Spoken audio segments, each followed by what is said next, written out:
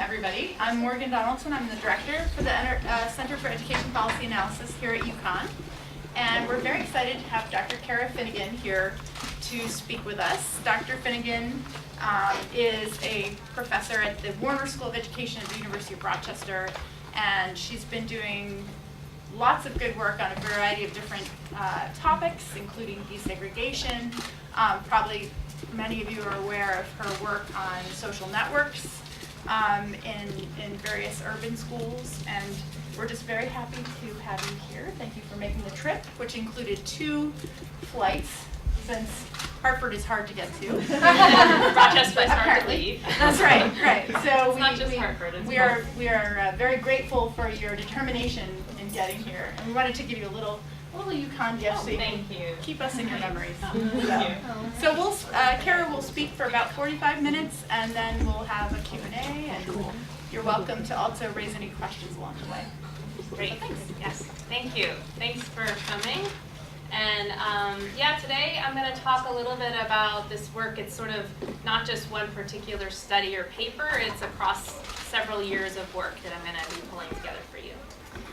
So first, I guess I would just lay out, hopefully I can get through all this in 45 minutes. I have a lot I wanted to tell you, we'll see. So just a little bit about my background and focus, and then the problem we all live with that we'll talk about, and sort of switching into policy and what I think we've done around misdiagnosing educational failure. Then I'm going to talk about regional equity and the importance of civic capacity and policy. So hopefully you're all in. So I grew up in Memphis, and I actually moved from New York to the South when I was in 3rd grade. And this is much later from when I lived there, but it was pretty similar then in terms of just being a very segregated place. So from an early age, so I lived out here, which was sort of the end of Memphis at the time, and it's just now had a lot more sprawl outside, and a lot of the places that I've been studying have these same kind of patterns, where they have a stark difference. This is, you can see the black community sort of around and the white community going out this way. And I'm going to talk a little bit more about Memphis later, but that was sort of my starting point in, even at an early age, realizing that there was something not quite right about our segregated systems and communities. I also, besides being in what was what claimed to be one of the most racist cities in America, Memphis, I lived in New York City, and I worked with homeless families, and so I started to see another side of how our systems work against people through that. And I also lived in Anchorage. I've lived a lot of places. It's a long story. But I lived in Anchorage, and I was substitute teaching, and going around, how many of you have substitute taught? Okay, so what my experience in doing that was fascinating, because Anchorage isn't a very big place, but I would go from one side of town to the other side of town and see just these completely different schools, and meaning different in a lot of ways, in terms of resources, in terms of teachers, instructional practices, the way they communicated with kids, the demographics, and I mean, this wasn't that far apart. So I was really bothered then, and I've sort of been bothered ever since by the kinds of things I was seeing, and I, from that point on, have had more of a policy orientation, because I wanted to figure out, why do we let these systems happen this way, and what can we do about it? So this is sort of where I entered all of this. My research in this area, as you mentioned, I have my sort of social network area of work that's focused inside of urban schools and districts, but this work is more around inter-district choice, and so looking at urban and suburban contexts. And I started about 10 years ago in a partnership with Rochester, this program called the Urban Suburban Inter-District Transfer Program. I was teaching policy classes, and it turns out it was right in my backyard, and yet nobody had ever studied it. And so I started digging around, trying to find out what was going on, and I joined in this partnership with them. And really for a long time I had this big plan of I was going to look at access, opportunity or implementation, and outcomes. And I got stuck on access, because for a long time I was trying to figure out who even gets in this program. It had been 45 years, there were no records, how this happened, who made the decisions, and so I was working for a long time really just trying to feed back into that system, which, as a tenure track faculty, they tell you not to do, but I was really bothered by, nobody really understands these issues, and they don't have the data necessarily to figure out some of the inequities that they're inadvertently doing along the way. So I did that for a while and then started working with them also to understand some of how they fit within the larger context of these programs and issues around segregation. And that led to my study with Jennifer Jellison-Holm. You might know her work. She's at UT Austin. And she and I were funded by the Ford Foundation to look at all of these programs. And this is from Amy Stewart Wells, a document a while ago where the blue one was added since she made the picture. But these were the ones that we were studying. So all of these places, including Harvard. And that was completed a couple of years ago. And we have, we also have an upcoming book from Harvard Ed Press. And really today what I'm doing, as I mentioned, is kind of bringing together all of these things that we've been doing and sort of where we're headed with this book, get some of your feedback from that along the way. All right, so across several years now, we have data. I have data from just the urban-suburban one or my Ford study with Jen from all of these different groups. So students, parents, stakeholders, observations, administrative records and files, and then census data. And a lot of what we've been doing recently is really trying to focus more on the spatial side of this, which is I'm going to talk about today, which involves the mapping part. And in both my social network work and in this work, I find that having those kind of visual tools can be really helpful both for analysis and for presentation, because sometimes we can hear it again and again, but when we see it, it really just has a different kind of an impact. So across all of this, there have been a number of lenses we've used. These are just a few and a few of the people that we draw upon around segregation, colorblindness, identity, regional equity, and things like that. I just wanted you to have a little bit of an orientation of where I'm coming from with some of my the lenses that I use. And then here are some of the articles that if you wanted to look in, you can glance really fast and see. But so these are some of the things we've written in the last few years, and again, this today is kind of pulling some of these things together. Okay, so the problem we all live with is the Norman Rockwell picture, and how many of you have heard of This American Life that Nicole Hannah-Jones did? Okay, so before the weekend's over, go listen to that. That's my first advice, because it's a really, really great way that she has of communicating some of the things I'm going to talk about. But she's a journalist, and so she brings a different kind of perspective as she's been digging around for these same kinds of issues.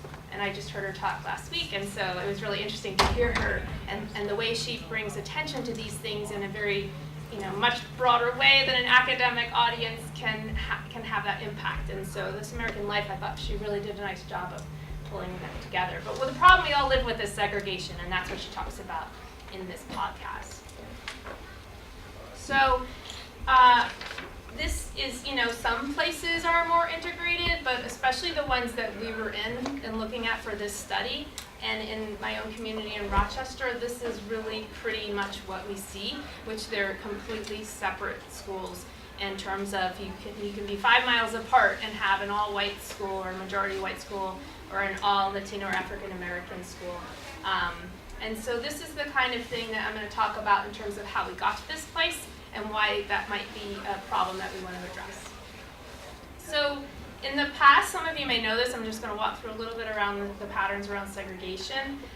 We had more people living in cities, and the cities were actually pretty diverse, and so some of the problems that began early on were much more around problems of segregation within cities. And then with the expansion that happened through housing and through suburbanization in terms of transportation and economic development, we had this move out to the suburbs. And so now we have mostly people now living in the suburbs. And what happened with that is there was a shift demographically. And so I show this next one. See me? Oh no, that one out. There's a shift demographically towards the population in the suburbs is more white and had a lot of the power in the city, but shifted it out to the suburbs. And that's been a big issue, particularly in communities that are smaller geographically, because a lot of times the people who live in the suburbs are also the people who sit in positions of power in the city, but they're making decisions for the region that usually benefit the suburbs, not the city. So this is sort of when this transition happened in terms of these demographic shifts. This is Rochester, and I just wanted to kind of bring some attention to what happened too, in that the concentration of poverty then became more apparent in terms of the inner city became, like as the wealth moved out, the inner city and the inner core became poorer.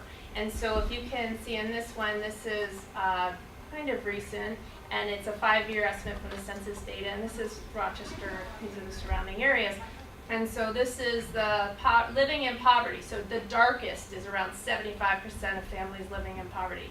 So you can see that that's all really here. And it's not that there's no poverty outside of this city, but just the trends are much more, and especially in this inner, what they call the crescent in Rochester. The flip side of that, and this is like two sides of the same coin, is this is wealth in Rochester. And so again, you can see now we're talking about families that have a median income of, you know, 15,000 to 30,000 are in here, and then pretty much 50 to 100,000 are out here. And we see some of the same patterns around race in most of these communities, of course, but I wanted to show you this one in particular because the implications of poverty mean that you have often less access to resources, jobs, health care, all of these other things. Okay, so what's happened over time is that we've got this disconnect in terms of access, not just to schools, but to jobs and opportunities, to playgrounds and parks, and that creates an opportunity structure. So what happens is that all of these things impact your opportunity structure, and that impacts your performance in school and your success in terms of different other trajectories. We haven't paid attention to this really at all in education. I mean, to some degree, we keep focusing on inside of the school. That's what I'm going to talk about now. But in Rochester, as I was just mentioning, like this has been a problem for many, many years. So a third of the population lives below the poverty line. Half are in extreme poverty. Our childhood poverty rate is really high too. The crescent, 60% live in poverty. That was the inner area I showed you. And it manifests itself in local employment, housing blight, food deserts, and the isolation of residents. And our MAPI is actually a community group that's come together recently that's sort of tied to the government to try to address these issues. But they're tackling things, I would argue, from an individual perspective, not a systems perspective. And so this is what we have a tension because when power rests outside of the city, they often focus back on the city in ways that individuals might need mentoring, or individuals might need, I don't know, a bus pass or something like that, without understanding that our whole system has to shift to have sustainable change. Any questions so far? Okay. So this was from, Jen and I wrote a blog for the Shaker Institute about this topic that I'm going to talk about, and we likened it to a toothache because I sometimes like to have an image to help explain what we're trying to talk about. And so the misdiagnosis in this case is that, you know, we're treating the symptoms, like we're seeing that there are these problems and we're sort of scrambling to try to address them. In the case of the toothache, we're, you know, giving ourselves ibuprofen and a little bit of ice without realizing that we need a root canal. And without the root canal, we're not going to get anywhere. We're just going to keep treating the symptoms. So I think that I'm going to use Normandy as an example of that. This is one of our case study sites, our case study context. So Normandy, is anybody from the St. Louis area?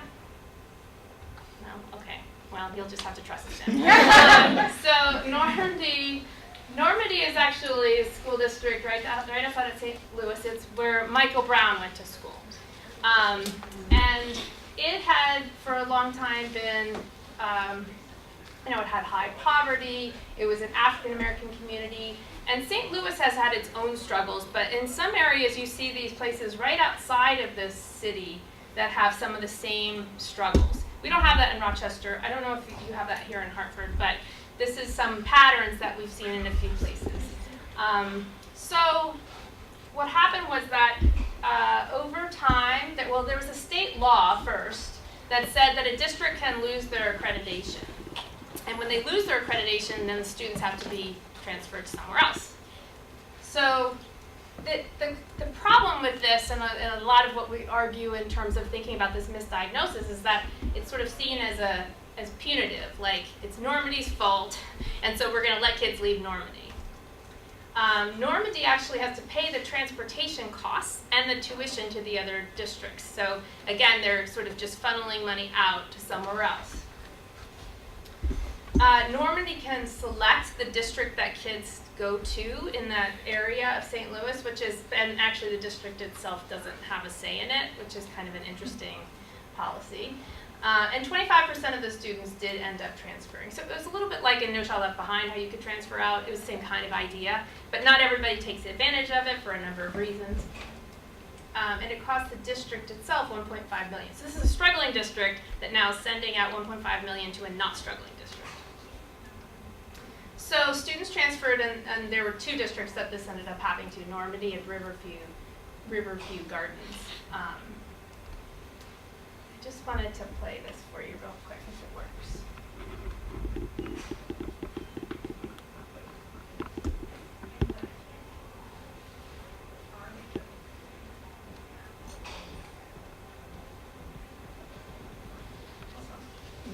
Paste it into the...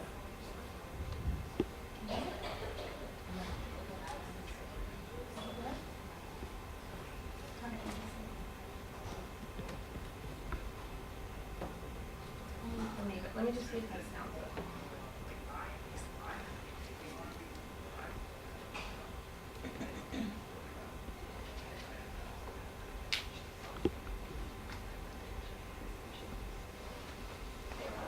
How Missouri accidentally launched a school integration plan in what was an unfashionably late year for such a thing.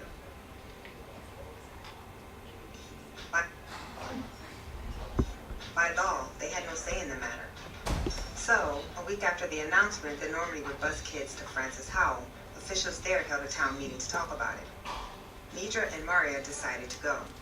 That night, it was a traffic jam getting there. I mean, because it was packed, you know, to get up in this town hall meeting. You would think it was a celebrity in town or something. That's how crowded it was. They parked and walked in. Maria looked around, surveying the gym. A sea of 3,000 mostly white faces. Bleachers on each side, those were filled. Then you had chairs that were in two columns, and people were filling up those seats to say something in the mic. Hello, my name is Rebecca, and I have children in the district, and I'm concerned. St. Louis Public Radio recorded the meeting. One by one, parents tick off concerns. There are questions about class sizes, money, how this will affect special ed, fire safety. Once Normandy comes in here, will that lower our accreditation?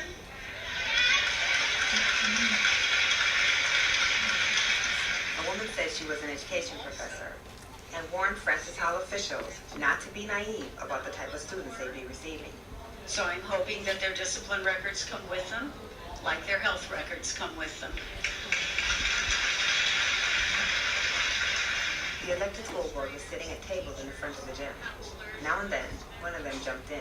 I just want to remind everybody that this timeline, nor this solution, are solutions that Francis Howell would have chosen either. We're doing the best that we can. We found, it hasn't even been 2 weeks ago that we've been notified. We did find out yesterday that those student scores will become our scores. So. One mother asked why residents did not get to vote on letting in Normandy kids like they vote on public transportation. Years ago, when the Metrolink was being very popular, St. Charles County put to a vote whether or not we wanted the Metrolink to come across into our community. And we said no. And the reason we said no is because we don't want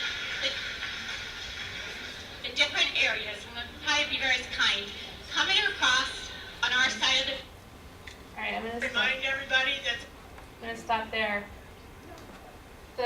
So the point was that there was one girl who was looking to transfer to this district, and she was going to this meeting with her mom to hear how people responded to having them join the district. And if you could hear a little bit of it, it was around sort of assumptions being made about who these kids were, blaming them, assuming they're violent, assuming they were going to have negative scores, all of these things that this poor girl was just sitting there hearing, that everybody making these assumptions and statements. And I think part of the challenge here is that there are such deep-rooted racist views of cities and city schools that was coming out in Normandy, and I'll talk a little bit more about that in a minute. So what happened is they ended up, because there was so much pressure, they ended up changing the status. So it went from being unaccredited to no accreditation, which meant that kids couldn't transfer anymore. So sort of a way that what happens sometimes is that when the threat becomes the greatest, there's a lot of pushback, and the pushback here was to say that this transfer system shouldn't happen. They ended up suing and being able to continue to transfer, but it was short-lived. And even though they have improved, they're still unaccredited. There's still not much attention to actually, again, getting to the root of the problem in some of these issues. Okay, so I'm going to just walk you through what I mean by this misdiagnosis real quick. So this first narrative. Can I ask Yeah. a very quick question? I'm so sorry. Yeah. You said a racist assumption of cities and city schools. So Yeah. are you focusing on that, like that as the unit of where this is directed at the city level? Because I mean, another would say, regardless of what school they were in, there would still be the racist assumptions about the students themselves. Oh, yeah. So I'm wondering, I just want to make sure I understand. Yeah, no, I think you're right. It's all levels. So I think there are assumptions about the kids, but in some of my work from Rochester that right now we found through our data from parents that there was a lot of assumptions about even where they came from, what their schools were like I guess at all levels I would say there's racist assumptions. But yeah, thanks for pointing that out. Even if they didn't have it for the institutions or the communities, they have it for the kids themselves. Yeah, and that comes out, unfortunately, very strongly in these kinds of situations where something's going to change, where they have to open their doors to kids, and this happened just in the Rochester area where 18 kids from the city were going to this suburban district, and the same kind of language was used to talk about how everything was going to fall apart in their schools because of these kids. 18 kids. Yeah. Mm-hmm. It's terrible.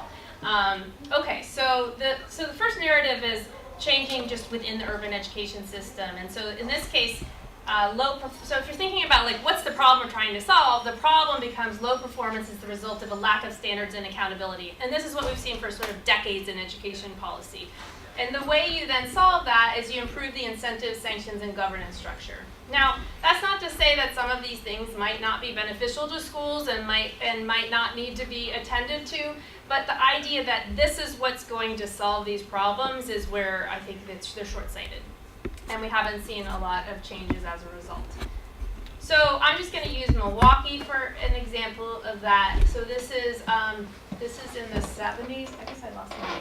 Oh yeah, here it is. So this is 1970, the Milwaukee area, and this is the percent black, and then this is this one is just percent black and white. It's because of when the 1970 census tract was taken, and so you can see it's a small area here, and these are percentages that you can't see, but they're by the block, so it's like 92%, 74%. So this is in 2012, and you can see, what's kind of amazing to me about this is just how these boundaries, this is the boundary of the city, you can see, and just how, it's like you can't cross the line. These are artificial lines, but you can't cross it, and people are kind of hemmed into these communities, but it's spread, right? So over these decades of policies that were really focused more on accountability and sanctions and what I would say blaming the schools and the teachers and the kids instead of the systemic problems that caused us to get here, we see that, so now we have schools that were they were on sanction in this state, and most of them were in Milwaukee, and most of them are in these same areas.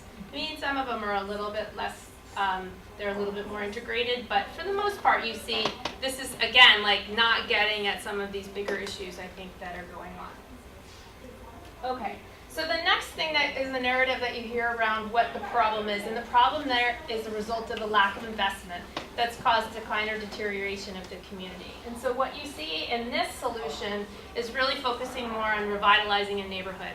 And again, these are not necessarily bad things to do. In fact, I think these are often important things to do in combination with other things. But alone, they aren't going to solve the problem either because, as Sharkey says, it's stuck in place. Policies that target resources towards specific places, if implemented on their own, are unlikely to have broad impacts that will reduce racial inequality. So thinking of like a place like Milwaukee, I just showed you a minute ago, of course we want to invest if there are communities that don't have resources in terms of health care or transportation to jobs or things like that. You want to focus on that, but it's not going to solve some of these broader issues, particularly our school inequalities. Okay, so what Jen and I are arguing is that this misdiagnosis means Normandy is just set up to fail. Whether it's Rochester or Hartford or Normandy, that we're saying, well, it's their fault and they didn't do it, and so let's figure out a new set of sanctions we can put on them, and maybe they'll finally get their act together. But nobody's really pushing the fact that they've been trapped in this cycle of inequality, and that their competition for resources and tax base and power is actually part of the issue that we're not getting at. So the reason why we don't get at this is because of geopolitical fragmentation. And what that just means is that in a lot of communities, particularly in the Northeast and the Midwest, we have a small area with a lot of different towns and incorporated towns and school districts. And each of those has its own power base and local interests that compete against each other. So in the South, you tend to see, now it's not that they don't have their problems, but they don't have these competing governmental structures like you do. So you see the difference between Milwaukee here and all of these different units and Jacksonville. And this is just how, there's a way to calculate this to see how, what the chances are that two people living nearby would be in two different districts. But the main thing is that the strengths of this is, it can be better for democratic participation, particularly in minority communities for minority representation. The strength can be localism. You have your own culture, and it can make sure that things are the way that you want them in your schools or in your community. And there's some efficiencies around that and this local identity. But the drawbacks are that there's a duplication of services. So, you have the school district a mile away, and they're doing all the same services, and there's no kind of agreement across them. You also have this hierarchy of wealth. So you have to, as I showed you on the map, as things go further out, you tend to have the greater resources without putting back into the city, unless you have a specific way that happens through a tax where you work or something like that. And then, of course, this is where you end up with the segregation that we see. So, as I was sort of alluding to, there's just this competition that happens between resources, and the affluent suburbs tend to have the tools to kind of zone out the low-income family and zone in the affluent families. And how this happens is a lot of different ways. But when you look more closely and see those, it's really, it's amazing the ways that communities have been able to do this for so long. And so they can, basically low-income communities like Normandy have a low tax base. They have a hard time luring businesses and families. And there's nothing in the region that would help to make that happen. So a lot of times they'll get, there's ways that, I'm thinking of Rochester, that when a new, a big base for a company is going to go in, they're going to find a place right outside of the city, and so that's going to benefit that particular suburb more than the city itself. So there's this self-perpetuating cycle. So wealthy families sort of make this logical choice, and they end up with lower taxes and more resources, and there's fewer needs in those communities that have to be attended to with those same amount of money, or will they have more money? And it sort of perpetuates this segregation. But I was mentioning before that it's like the approach we use is to actually blame the districts themselves. And there's a lot of punishment that comes along with this that has been sort of deteriorating both teachers' morale and, there's so much trauma in a lot of communities, like we're still not getting at some of the heart of these other issues. And they, as I was saying, do little to address the underlying cause. So, if you don't think it's just the problem inside the school and you don't think it's around kind of the neighborhood around it and kind of revitalizing it, another narrative would be that you have to think about how you promote integration across these areas, the urban and suburban systems. So this gets at unequal opportunities across our broader educational system. The solution to that would be from trying to remove some of these boundaries that are sort of arbitrary. We put them in to begin with, and we can figure out how to take them out. So annexation, consolidation, and this kind of mobility across systems are mostly the education policy tools that have been used, or I guess not just education policy tools, they're community tools, government tools that have been used over the years. And annexation is really not used anymore, but in the past it was a power granted where you could take over the you could basically say we want to take on this town or whatever, and now it becomes part of the city, and that allowed some of the tax base to stay and some middle class residents. But the suburban districts started kind of pushing back around that, and those were ended years ago. So consolidation then becomes another one. It's a faster process. It's like all of a sudden we're taking over everything. But it hasn't been as common either. I mean, there's some, way back in the day when like Charlotte-Mecklenburg and Raleigh-Durham merged, and then there's some court-ordered mergers. And then Memphis, which I was talking about before. Memphis had a really interesting case where they actually were facing bankruptcy and they gave up their charter, which forced a consolidation. So I guess the last, 10 or so years, the things that we've seen that have been causing integration were actually unusual in that they were caused by this unaccreditation or this surrendering of a charter rather than some kind of regional planning, which I'm going to talk about in a minute. So Memphis so this is like city of Memphis and county, and basically Memphis says, okay, we're done, and there was actually a law in the books that said that when this happened, the county had to take on the school district itself. And that caused a little bit of, first there was some initial response that the superintendent was like, okay, that's, these are all our kids, but then quickly the suburban families started to resist, again, in the same kind of way that we see in other places. And so these were some of the towns that were incorporated, and they were able to, 6 of them at least, were able to secede from the county and create their own school districts. So this has been kind of a little unknown thing that's been going on recently, where they basically, as Susan Eaton says, 60 years after Brown v. Board of Ed, new breakaway districts threaten to exacerbate resource disparities between wealthy and poor communities and sweep away any remnants of desegregation. And this is just the U.S. News and World Report recent report. There's sort of a little of attention to it recently because there was I think in Alabama, and then Memphis. And so these communities what they're doing is just saying like, okay, you're going to consolidate, we're going to go off on our own. And usually they don't say anything specific around, well, you might hear some of the coded language around race or poverty, but mostly they say we want our own community, we have our own local interests. They use this other language around self-interest. That's usually what's promoted in terms of why this has to happen.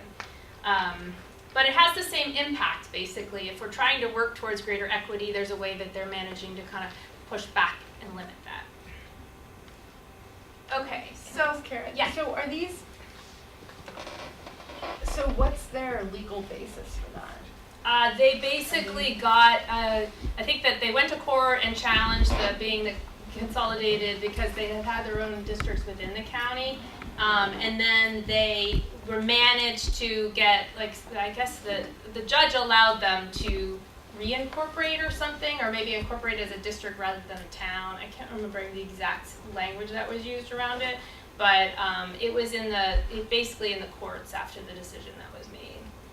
Because it looks like, I'm looking at Collierville there. Yeah. That's a very odd shape. Yeah. And so, well, this was, if you go back to that first map, this is all, the spread. Mm-hmm. Like when I lived there, nobody really lived in Collierville. It was just like really, really rural. And I think that that's where it's sort of like, this is the eastern spread out. Uh-huh. But you mean like these little areas? Yeah, I'm not really sure. Are they Those towns? could be, They have like city government, but they just didn't have a district beforehand? yeah, I don't know why these are why that's that. There's like the Shelby County penal system is in here somewhere, so it could be some other kinds of property that are causing them to be. From your other map, that was bright orange, that little square. Oh gosh, you remember that from the other map? Good job. So I was actually just wondering if there was some kind of. Yeah, it might be like a refugee settlement. That's what I was wondering, if there was some or an industry that was there that used people from the local area. That's a really good question. I'm sorry that I don't know. Because it was funny because there was a weird shape of Yeah. before earlier. Yeah. I mean, as you know, even in the city of Rochester, it's like it goes, there's the way the lines are drawn usually align with some of these kind of settlement patterns or migration patterns, yeah. But I'm not exactly sure on that one. And it's why some of them did end up seceding and not others. I mean, I think part of it is the initial idea that something was going to happen in terms of integration became quickly removed. Everybody was like, okay, maybe this isn't going to happen. Just in the case of like some of the large districts like Miami-Dade, because you have all these housing patterns already, and it wasn't clear who was going to move around, what seats were going to be open where, and so if they were just going to kind of recreate the same segregated system within the county, I think that's what people started to realize, that maybe it wasn't going to impact them as much as they thought. So some of these other districts or communities that didn't secede. Any other questions on that? All right. So this, I'm not going to talk too much about this, but I can later if you'd like me to. But this is just some of the things that we found from the cross case study, is that it's not like these interdistrict choice policies for desegregation purposes are all working perfectly, but it's one of the only solutions we've had so far in terms of trying to break down some of these boundaries. And usually what happens is, there's just it's like with anything with policy, it varies by implementation. And with the governance, sometimes the structures are very different.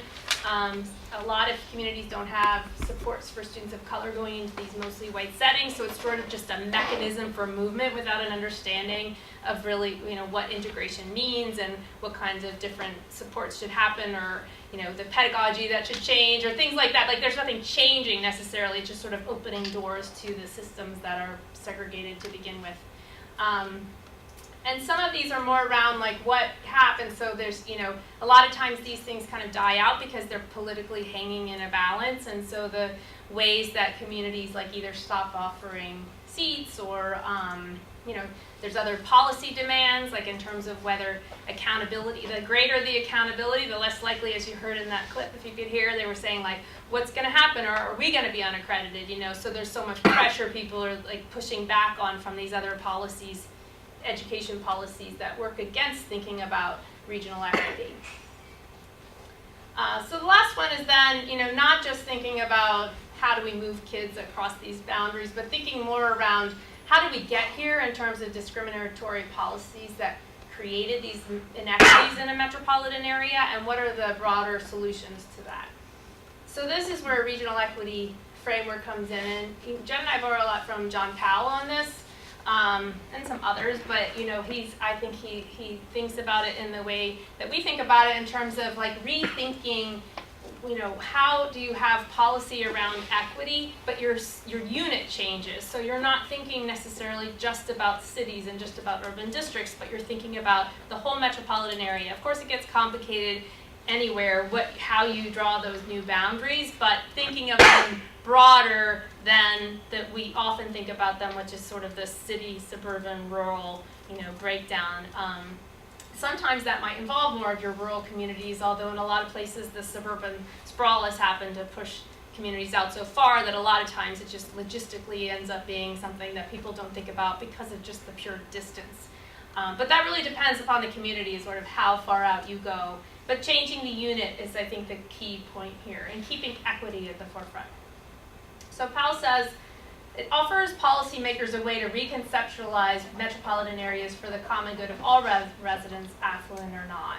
Instead of calling upon each locality to take responsibility only for itself, regionalism recognizes the entire area as a system of independent parts. The whole will prosper only if all parts are able to function. And when Powell talks about this in a way that we have these systems that are hard to break down or remove these boundaries, he talks about federated regionalism, which I think is like a stepping point towards where we want to be, but it allows the boundaries to exist, but creates a way that they have to sort of work together now. So in terms of, like, I guess in his idea, I think it's sort of a compromise in a way. His idea is that these different communities can sort of retain their local character and their own local government concerns, but that you have to have some kind of federated structure. So you have to have something like a regional council or something like that, that would be ensuring that decisions that are made with this equity focus, and thinking about this in the case of both education policy and other. He doesn't think about education policy in particular, he thinks about this more generally. So the ways that we do this through policy then are through some kind of interlocal agreements where usually this happens around cooperative purchasing or something like that, or voluntary councils. We have a lot of metropolitan planning organizations that don't necessarily get, like we don't connect to them around education policy, but we could. A lot of times they focus on things that are sort of not as controversial, although all of these things probably are controversial, but even things like environmental, land use can be less controversial than schools. And then these legislative councils, like in Omaha, and I'm just going to talk very briefly about that. So Omaha is really interesting because it's the most recent interdistrict policy, interdistrict choice kind of a policy that we studied. As you saw, it was the blue one because it had come after Amy Stuart Wells' document that she did around these a few years ago. And it's actually, it's not in the same place that it was when it started, and I'll talk about that in a minute, but I'm going to tell you what they did do, or what they had done for at least a few years. So, is there anybody from Omaha? Okay, again, you'll have to trust me.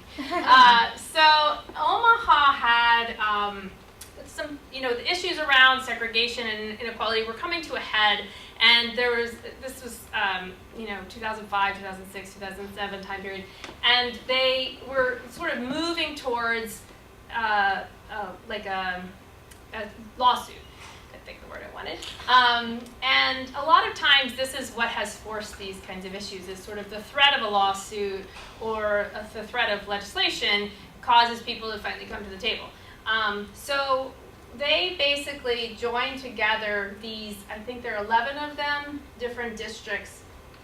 And and Omaha is one of them, but they had to then move kids around to create greater equity, meaning the demographic movement. Like if you moved to a school that was, you were changing the population, then you would get transportation. And if you weren't, then you could still go, but you didn't get the transportation. So it was a little bit of a combination between open enrollment and interdistrict transfer for desegregation purposes.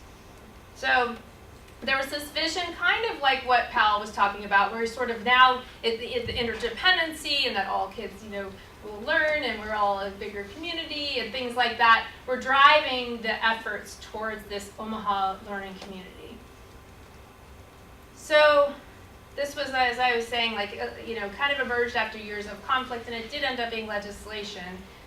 They had this is like the Federated Regionalism idea. They had this governing board of 21 members, and the superintendents were advisory to that.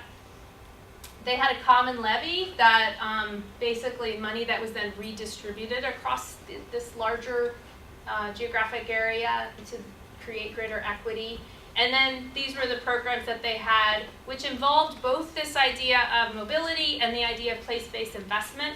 So sort of combining a couple of those different narratives I was talking about, because these elementary learning centers, and particularly in advocacy, those were designated in communities that had the least resources, and they wanted to kind of help to revitalize them and give more strength to those areas, so that basically the power dynamic shifted a little.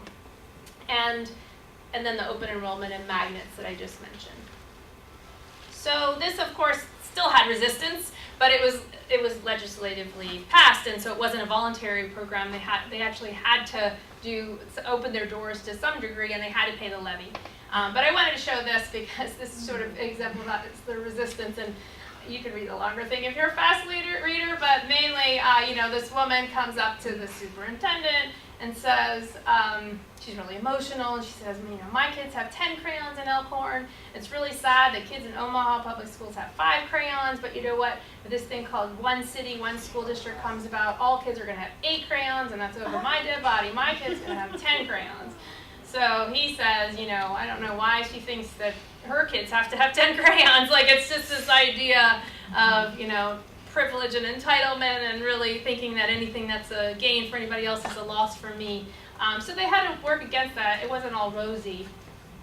But the key policy components that were in Omaha that align with Powell's idea is that there was this tax-based sharing. So you're sort of reorienting people towards a kind of redistribution. the equity tax directed at investment in low income or low opportunity neighborhoods. So those were those early childhood centers that were the kind of place-based investment. And then this regional body that was meant to coordinate things in a more equitable way. And so it was this kind of structure that, at least in theory, was supposed to monitor and make sure those kinds of things happen. Omaha also has this new thing called Heartland 2050, and this was unusual because usually when you see these kinds of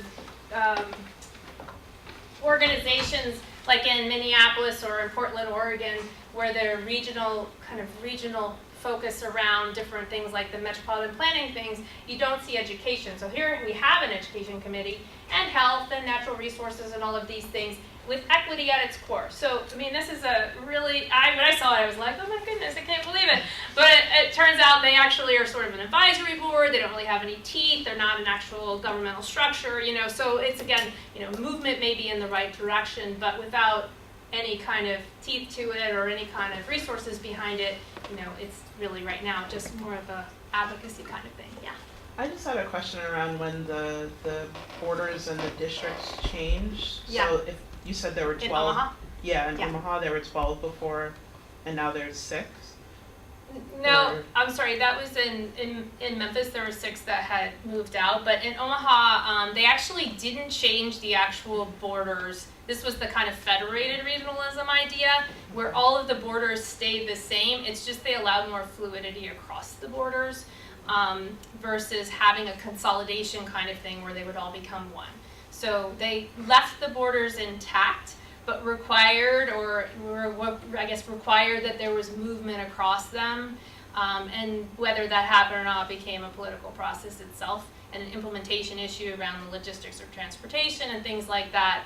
But in theory, they were working towards this kind of regional goal, leaving the districts intact. Make sense? And so having the fluidity, does that impact just the schools, or because you talked about like the tax base and everything? Yeah, so the way they did it was a couple of levels, and the one around the tax base was that all of those communities had to sort of contribute to a pot, and then the pot got redistributed based on need, and in terms of where your other money with resources were coming from.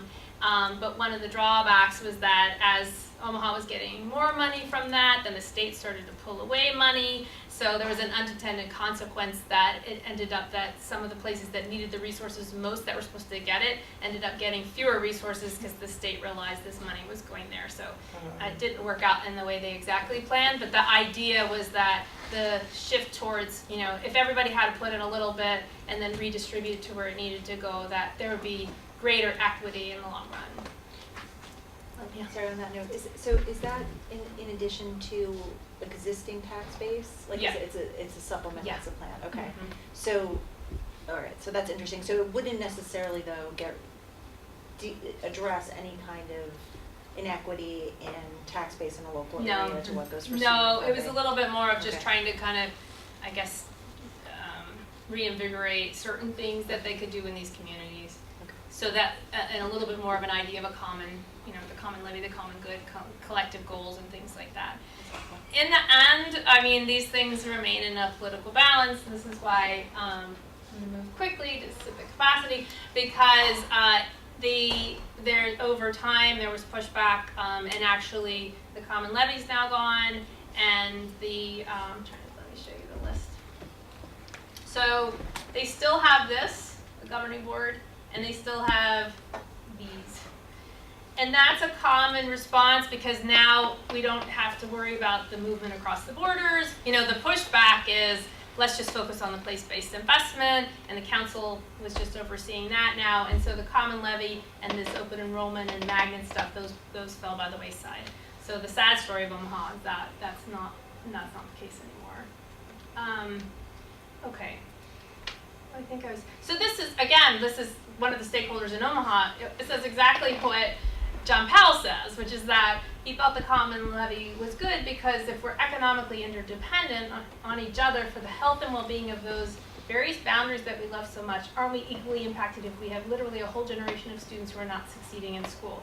So he talks a little bit about how, like, you know, how can you work in these same places, and how are the boundaries, like, they're fluid on everything else but schools. Okay, so what they were doing when they were, in terms of Omaha's efforts and what we saw in some of these other places, that as they were working a little bit towards this idea of regional equity, is that they were trying to reduce the impact of this racialized geography and the localism. So localism is that we all have our own self-interests, and those are strong, and so this idea of collective good is not very common. And so they had to develop coalitions, and actually the African American community in Omaha, a lot of leaders in the African American community were part of this coalition, and that made a big difference in terms of just the spreading of the leadership around the push towards these components that they had in place. And then interjecting new ways of thinking and policy approaches. I think this gets back to, you know, we get sort of stuck on these boundaries. Like, it's again, like if you start to break down, like, where did they come from? Why do they matter? Or how do we have maybe things that we do across boundaries? Even some, you know, special ed services in our community, we have this Board of Cooperative Services that special ed services cross boundaries all the time, and yet we don't think about it for other kinds of programs or schools or anything like that. And then working towards collective goals and this emphasis on interdependence. But it's a challenge to have this idea of, you know, their community problems and have schools in the middle of it. And actually, Nicole Hannah-Jones, when she was talking last week, there were two things that struck me as I was thinking about talking to all of you.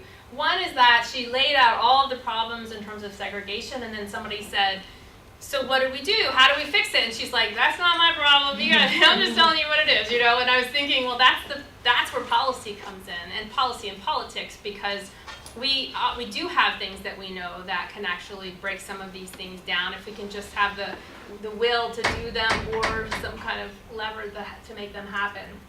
She also talked about redefining community, and that this is the localism idea, that we get very caught up in our own community, very small community, not thinking about what a community is in a broader sense, and how if we started to shift our definition of community to incorporate multiple communities, that we might be better off.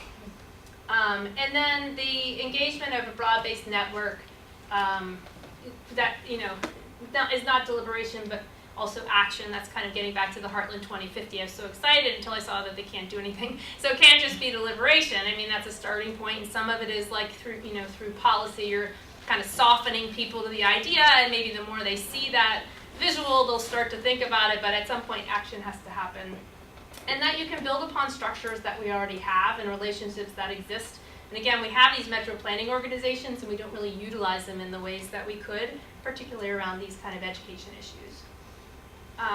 Now, why policy matters is that on its own, I mean, it's good to know the underlying politics and to understand the racialized geography and how civic capacity can help to break down or just rearrange the power structures.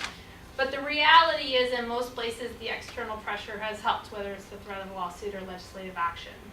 And so thinking about, I kind of keep coming back to that, as I've seen in these different communities, the ways that even well-intended efforts break down, or, they hang in this political balance, that a state policy, I mean, it used to be federal, possibly, but maybe now state, in terms of thinking about how do we incentivize. We do it in all different kinds of ways. We incentivize, efforts, and so how do we incentivize cooperation between districts? And this was actually starting, right at the end of right before the election, there was this thing, Stronger Together, I think is what it was called. It was going to be an incentive to actually have people start to think about these things across districts, and just infusing some resources changes ideas around thinking about these, or thinking more creatively, I think.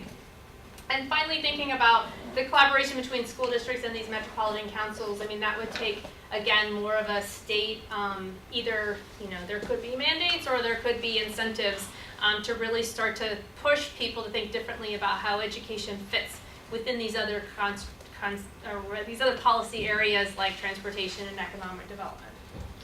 So, in summary, the educational and poor performance segregation and education performance are a symptom, so think about that toothache, and that we need to interrupt the dynamics of segregation that's caused a lot of these inequities. To do so, we have to address these kind of calculations that people make in the competition between communities for resources. And tackling these structures of segregation will help us to tackle these underlying competitive relationships that drive the patterns. And so, again, like this is a little bit thinking more about the boundaries themselves we made. Like they are artificial. We created them over many years through a lot of different policy areas. And so now we have to think about what policies can we do, either this idea of federated regionalism or starting fresh in terms of thinking about how we break down those boundaries to create more equitable schools. Thanks. All right, what are your questions? So, do people have questions to start us out? Kara just talked about a lot of interesting concepts, empirical research, a collaboration that she's been involved with other people on. So, any areas that interest you, Jeremy? You had mentioned that, like the federated regional policy, and these councils. Did you find that people?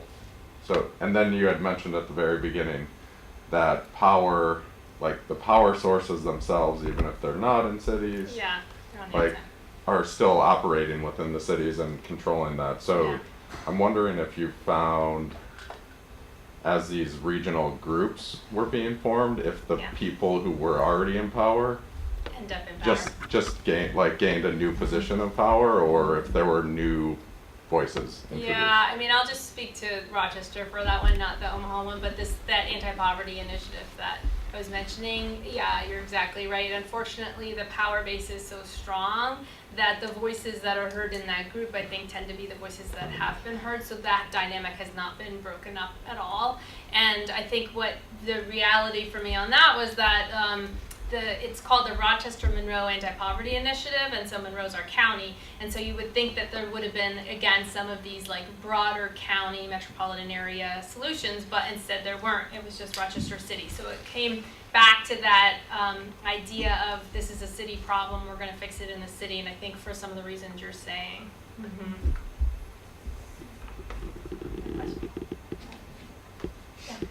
So I was thinking about way at the beginning, the chart about sort of where people live. Yeah. So I guess I was just some of the census demographics and wondering, also thinking about where I live, which is going through a major process of gentrification. Oh yeah. So I was interested in thinking, and I know that that's not just a trend where I live, but in many cities. So I was trying to think about what you presented in that context, and not being very successful. So I was wondering maybe you could help me. Well, it is interesting. Like a lot of the places that we looked at were not in that same pattern of gentrification. So it's interesting to think of where the gentrification is happening, where it's not happening.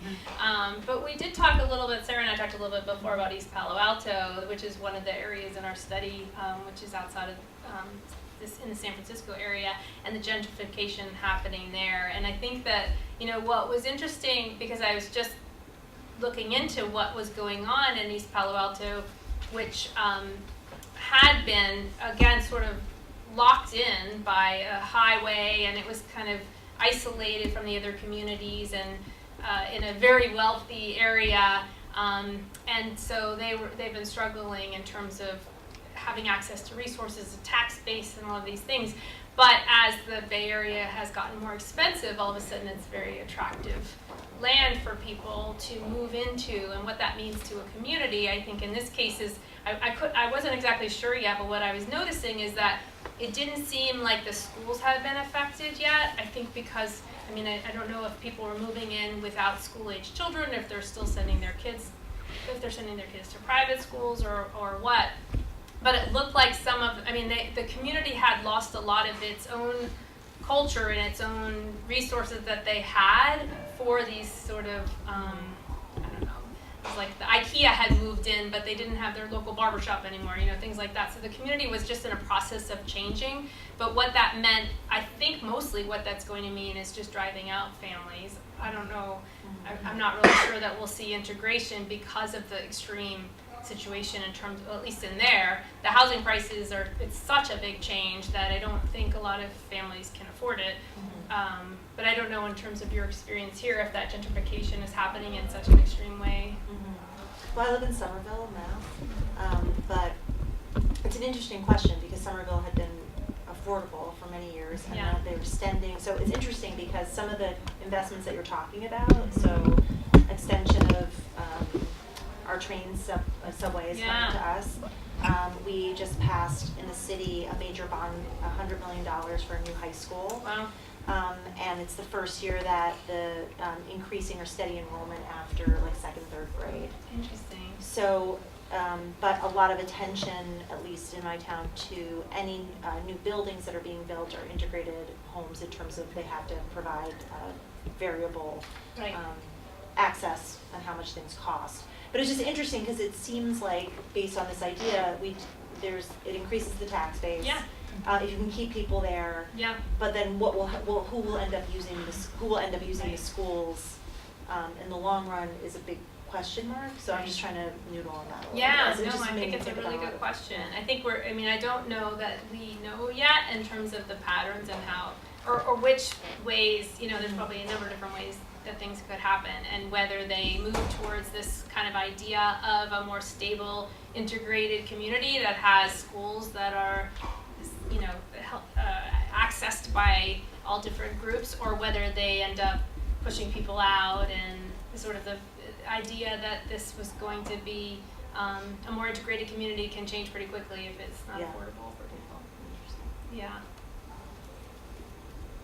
Other questions or thoughts? Anything I didn't mention that you want to know more about? I'm kind of interested. Sarah, did you have something? You can go. Okay. So I'm interested in the idea of this regional equity framework, and I wonder, and this is, I haven't heard a lot of kind of push for that sort of framework in Connecticut, but every so often regionalism starts to be discussed in a more serious way related to school districts, and often on the economy of scale. Kind of that's the argument I hear, rather than equity, at least in the foreground. When they say regionalism, do they mean consolidation or of school districts? Yeah. Yeah, Okay. yeah, because we have 168 school districts in a state of 3 million, which is crazy. Yeah. But people really believe in them, and there's a lot of attachment to local school districts. There's a lot of resistance to consolidating, and I think that, I don't have any hard data on this, but I feel like in the last year or year plus, people have become even more attached to their local situation, and there's even more, in my view, there's more reluctance to consider, to consider pooling resources. That, it's that whole crayon argument, right? Mm-hmm. Why am I going to give up my 10 crayons to go down to 8 crayons? Right. So I wondered what you think about what are the arguments that can be made that are convincing to people who are so attached to their parochial, local, public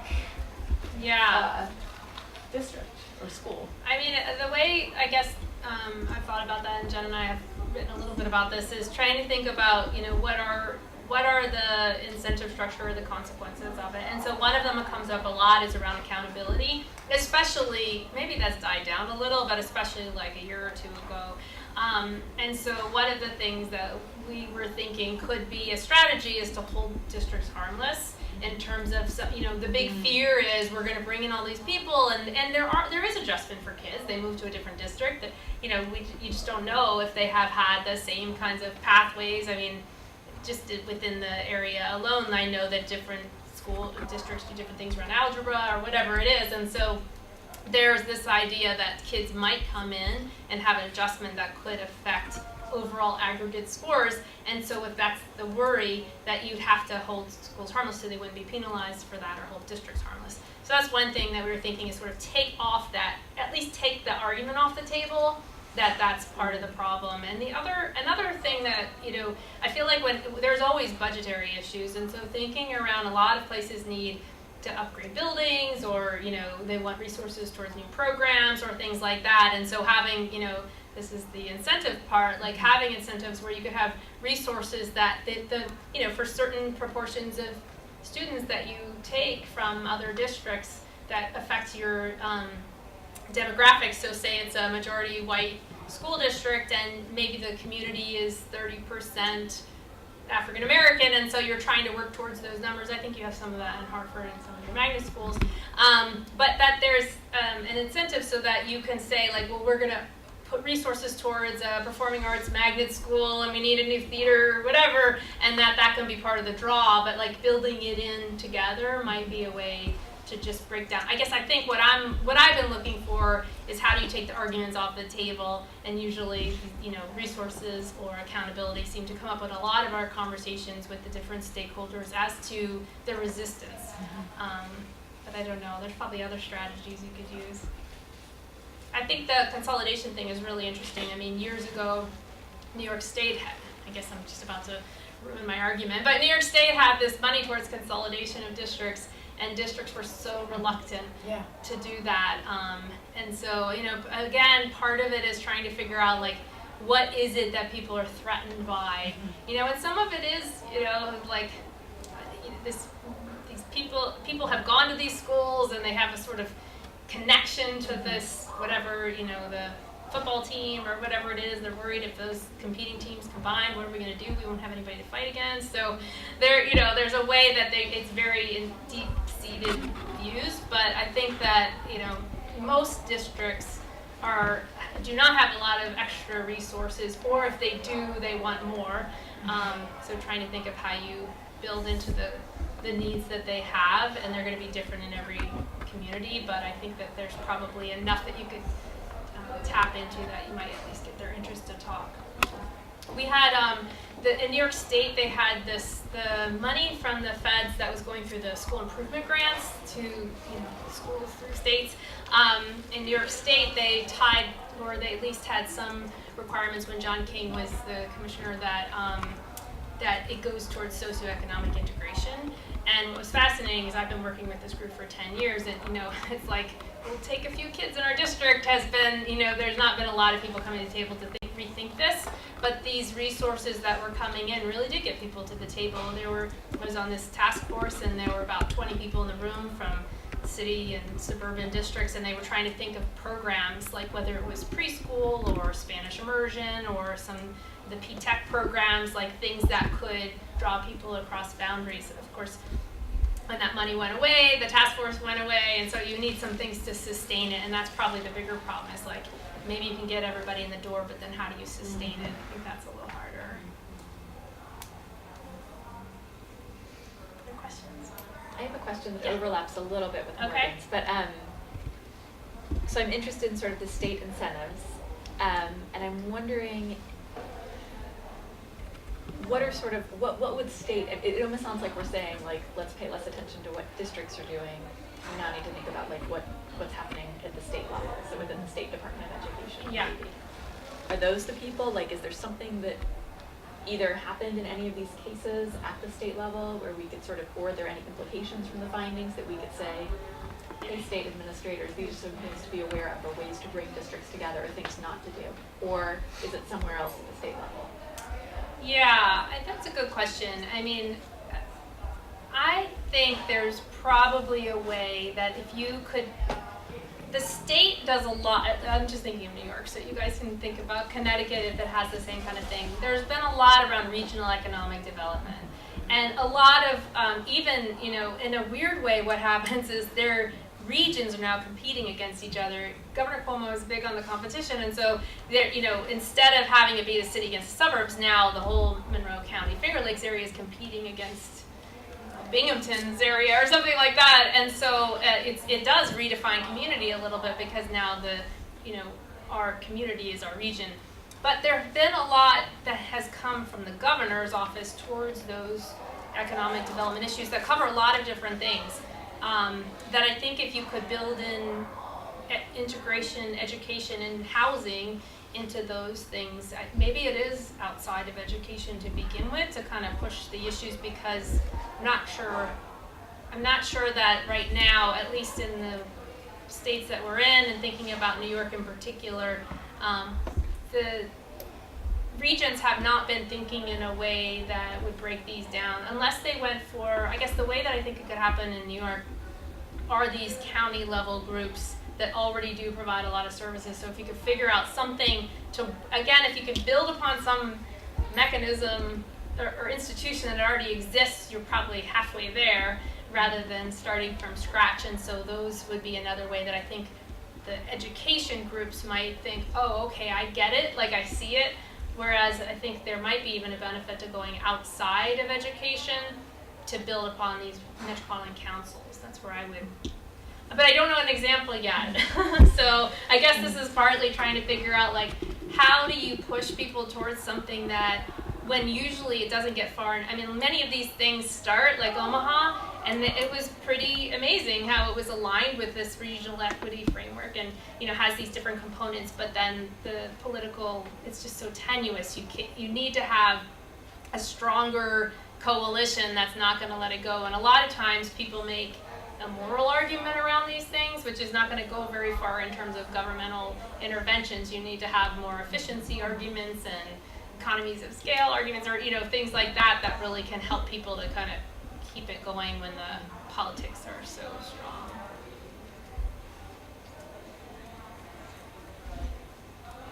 Can I ask one more?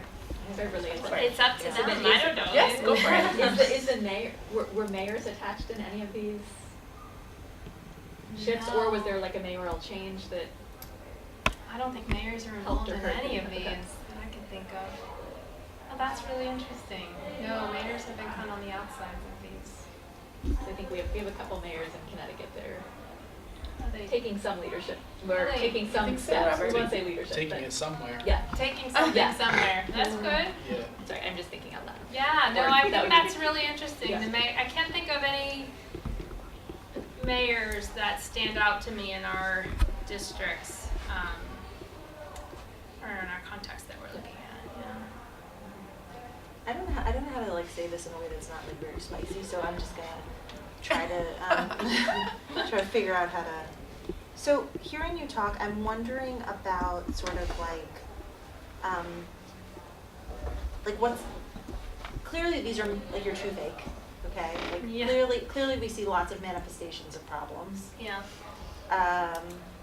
I had a root canal recently. I think that's why the toothpaste is mine. Everybody's been there. So, but I guess one question I have is like, rather,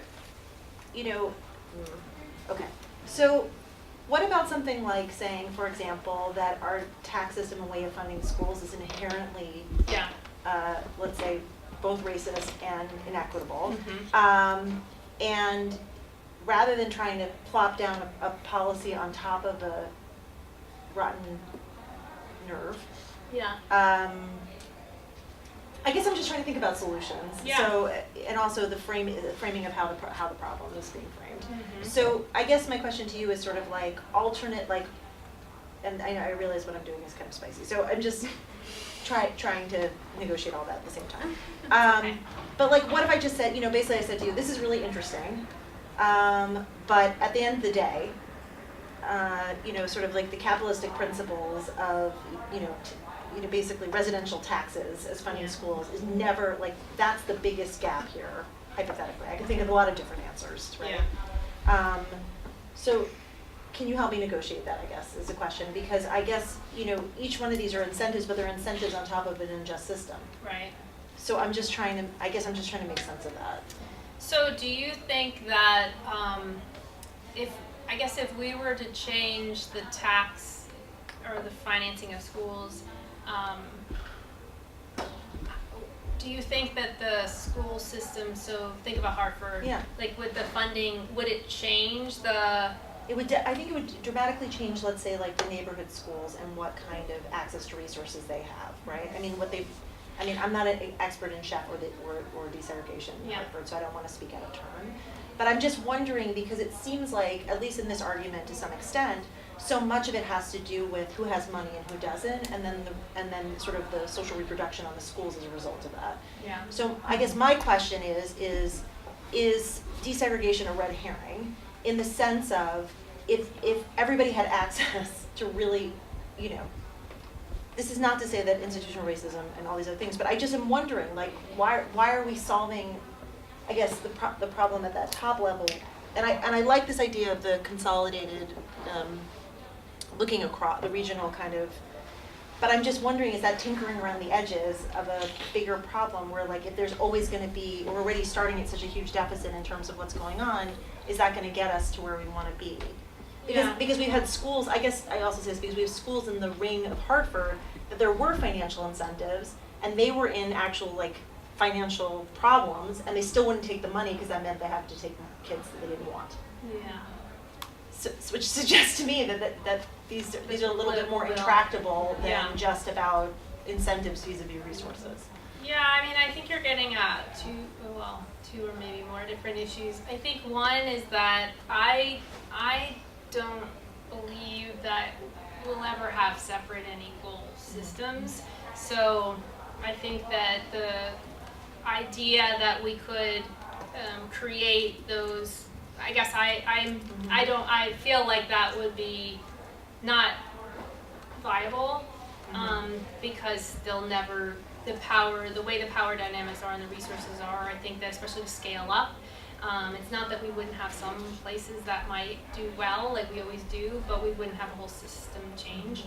I also think that, I didn't really get into this as much, but I think that we do in our work that there's, inherently something wrong with segregation to begin with, and that part of the problem we have around, I think part of these separate communities with, especially the affluent white communities being so separate and not having, basically having these prejudiced views and the power to reinforce those through institutional racism, I think is, at some point I'm hoping that in generations we can break that down, which is why pushing towards integration is not just pushing towards equal resources, it's pushing towards both, I guess. But I understand your skepticism for any of these things. I mean, these are big, intractable issues that we're trying to, I think that, like you, I think we need some big changes, but big changes take big will and coalition building and things like that. And so that's where at least trying to think about how, even if you were to go down your path, you still have to get somebody on board. Who's going to be on board? How do you get those people on board? How do you get them on board around same kind of idea around collective goals and equity and things like that? So it takes some of the same patterns. It's just you and I might have different leverage points. Yeah, it's not my. Let me just clarify. It's not my. No, I know. Position. I just was wondering. I'm just trying to make sense of. Yeah, I understand. Yeah, I think that there's. My view would be that if we go down that path with just the tax base and the finances, that we're sort of saying that segregation's okay if we can equalize the resources, and I don't think we will equalize the resources. That would be my skepticism. Well, I've even been thinking about like the Harlem Children's Zone and what you just said about, we can fix small pieces, but not all. Scaling. But I'm like wondering is, if we know it'll take generations to fix this, why shouldn't we then just try to keep doing small things versus trying to impact this huge system? Does that make sense? Yeah, I think this is, at ARA this past year, we just had a session on this. It was called Go Big or Go Home. Okay. And I think there's different views. Somebody got up and spoke. There was a tendency towards that idea from some of the panelists that maybe we just go small, collective impact doesn't do much, but maybe if it's on small levels, it does a little bit. And somebody stood up in the audience and was like, this is what we've been saying for years. So I think it gets to be, there can be frustrations around how many Band-Aids we put on. But I mean, I think to your point though, like this is why I don't think it's just mobility plans, or it's just place-based investments, or it's, you know, just some kind of regional council that's going to make sure housing equity is aligned with educational equity. That, like, we do need something that's a bit more substantial and coordinated of an approach. And I think right now we've got a fair amount of, like, we've got some piecemeal approaches that are just harder to scale. And so if we can figure out how to have the piecemeal approaches and coordinate them and scale them, that we'll be better off, at least targeting, you know, some communities that could move forward on a few of those things at once, rather than just putting all their eggs into one basket. Then we don't see much change. But I mean, I agree with you that having the Harlem Children's Zone example is, you know, it's I'm sure doing a lot for that community.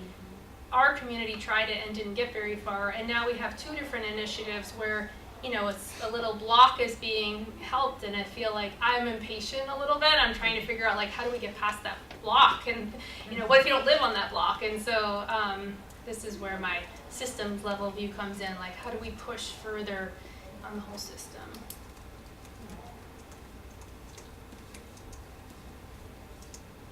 Other questions or comments?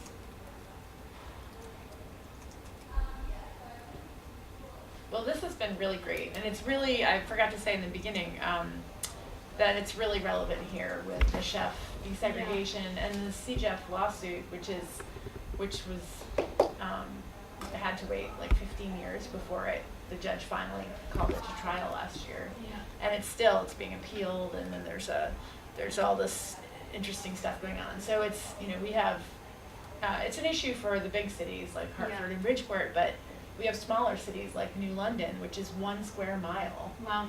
And is, you know, it's $15,000 per capita or less. Wow. And it's next door to Waterford, which has a power plant and a huge mall. Wow. And so their mill rate is so much lower than in New London. Right. So you have all these pockets of little cities that don't get the extra funding that Hartford, New Haven, and Bridgeport get, but are struggling with many of the same issues. So it's really relevant in the state, and we welcome you back to study anytime. You have graduate students who I'm sure would be very willing to help you out and have done some similar work in Hartford, in Detroit, and in other places. So, great. So we really thank you for coming and appreciate it.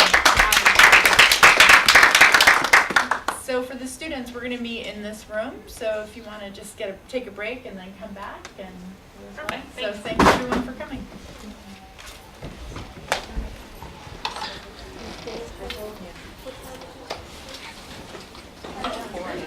Oh, thank you.